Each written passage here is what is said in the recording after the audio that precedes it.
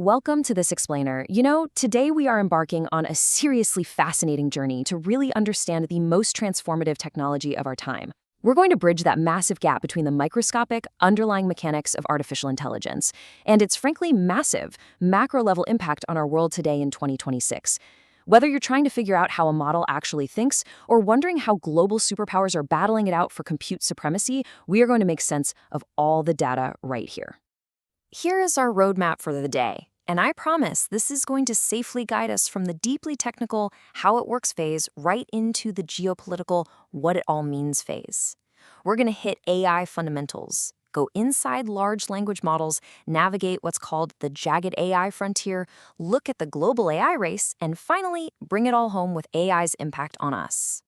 Okay, let's dive into this with part 1, AI fundamentals explained, the building blocks of intelligence. The sheer momentum of this technology has accelerated so incredibly fast. Back in 1950, Alan Turing first proposed the Turing test, literally just asking if machines could think. And for decades, progress was steady but pretty slow, mostly relying on strict rule-based systems. Then, boom, in the 2010s, deep learning emerges, using these multi-layered neural networks to kind of simulate human brain functions. But the real absolute game changer hit in 2017. That's when the transformer architecture was introduced, suddenly allowing models to process massive sequences of words with unbelievable efficiency. Fast forward to today, 2026, and we've evolved way past simple chatbots into agentic AI, systems that act with real autonomy to execute complex, multi-step workflows across entirely different apps. And this brilliantly illustrates how all these buzzwords actually fit together. Think of them literally like a set of nesting dolls. The biggest doll on the outside is artificial intelligence, just the broad concept of machines simulating human intelligence. Open it up, you find machine learning, which uses algorithms to actually learn from data. Inside that is deep learning, utilizing deep neural networks to extract patterns completely on its own. And finally, the innermost doll, the one dominating every headline today, is generative AI.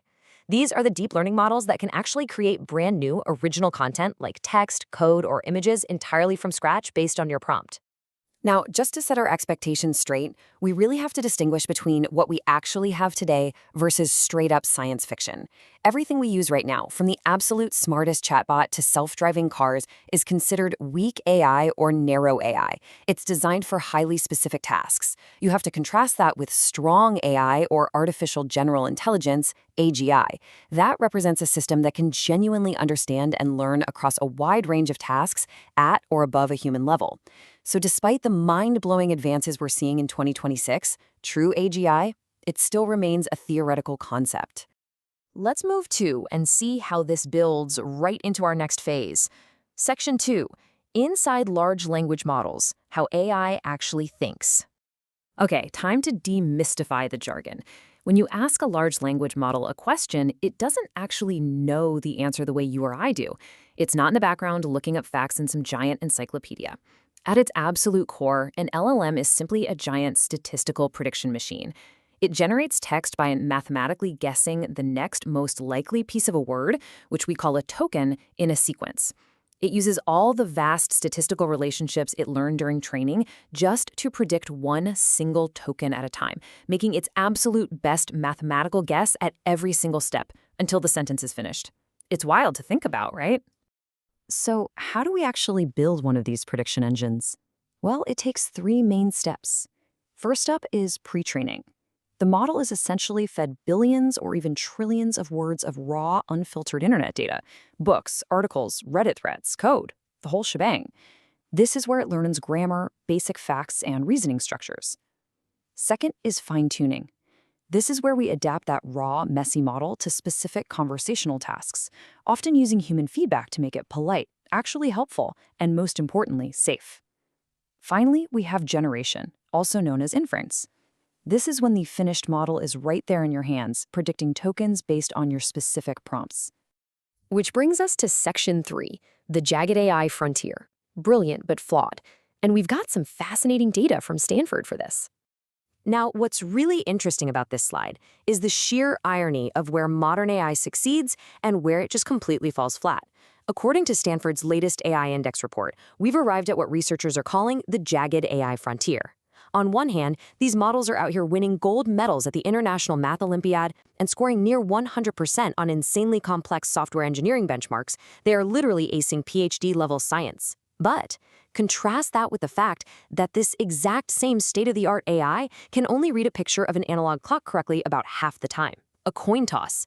And when asked to do basic, real-world computer tasks across operating systems, AI agents still fail 1 out of every 3 attempts.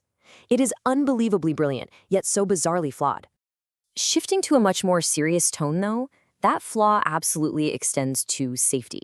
This number here, 362, represents the number of documented real-world AI incidents reported in just the last year.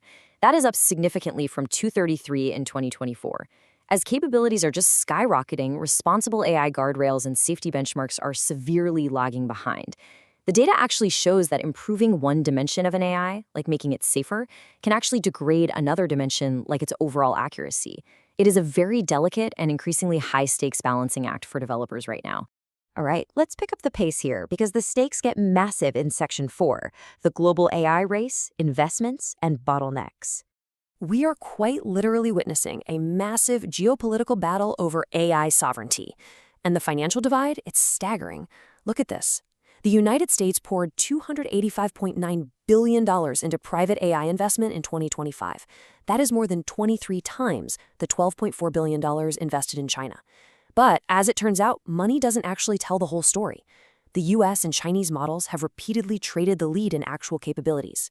In fact, by early 2025, Chinese models like DeepSeek R1 briefly matched the very top US models, effectively closing the performance gap entirely, despite that massive disparity in private funding.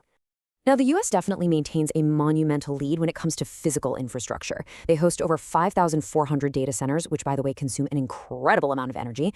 But there is a highly alarming background trend for the US right now, and it's talent retention. According to the latest data, the number of top-tier global AI researchers and developers actually moving to the United States has dropped by a massive 89% since 2017. Infrastructure is crucial, sure, but without attracting the world's absolute best talent, long-term dominance is going to be incredibly difficult to maintain. So the crucial point is this number right here. 1. Despite the thousands of data centers and the hundreds of billions of dollars flying around globally, almost the entire global AI hardware supply chain is completely dependent on a single company, TSMC. This one solitary Taiwanese foundry fabricates almost every single leading AI chip used in the world today. It is quite literally the single largest bottleneck and geopolitical vulnerability in the entire global AI ecosystem.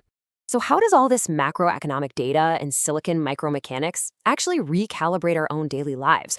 Let's bring it home with Section 5, AI's impact on us, labor and adoption in 2026. The adoption of this technology is spreading at a totally historic speed. We are talking faster than the PC or the early internet, but it's not evenly distributed at all. While adoption generally correlates with a country's GDP per capita, some nations are just zooming ahead. The United Arab Emirates is leading the pack with a massive 64% of their population adopting these tools, closely followed by Singapore at 61%.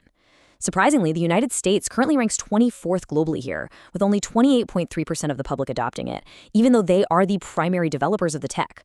Across the board, though, organizational and corporate adoption has hit a whopping 88%.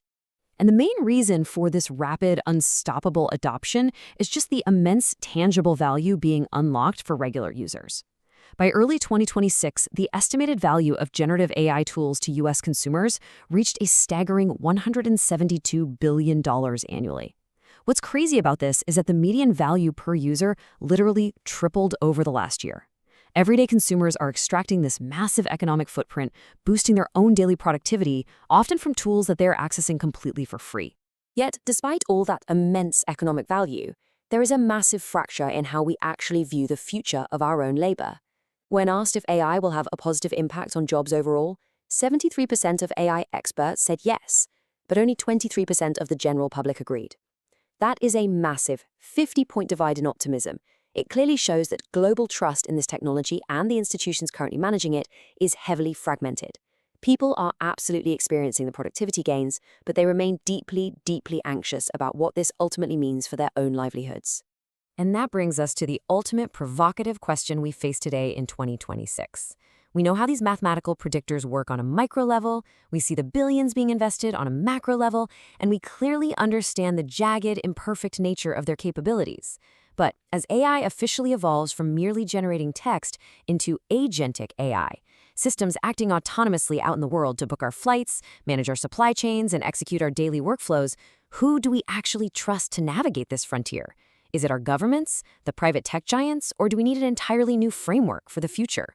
It's a reality check we all need to be a part of. Thanks so much for joining me on this explainer, and definitely keep exploring.